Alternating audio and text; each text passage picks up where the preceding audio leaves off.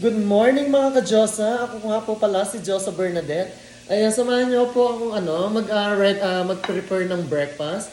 Meron po akong niluto na scrambled egg, ah, hotdog. Nag-toast na rin po ako ng cinnamon waffle toast.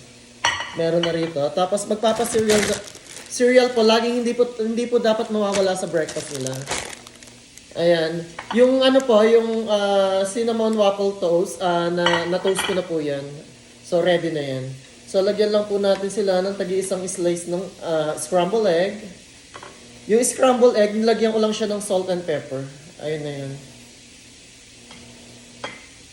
Ayan. So, yung matitirang isang slice, breakfast po ni Ka Diyosa. Ibe-breakfast ko yun para walang matitira, walang masasayang na pagkain. So, meron silang in-slice ko na apple. Ayan, pasensya na, hindi ako nakatulog kagabi, medyo napuyat ako.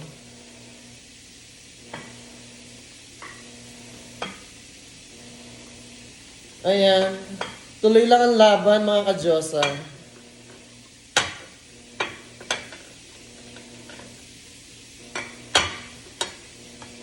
So, ayan po, meron silang waffle,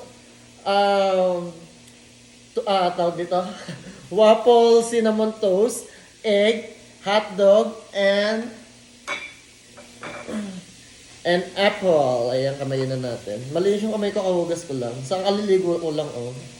Ayan.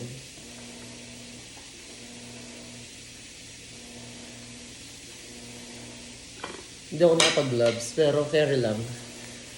So, ito po ang kanilang breakfast ngayon. Meron po silang cinnamon waffle toast, scrambled egg, hotdog, and fresh apple. Ayan po. Maraming salamat. Bye-bye.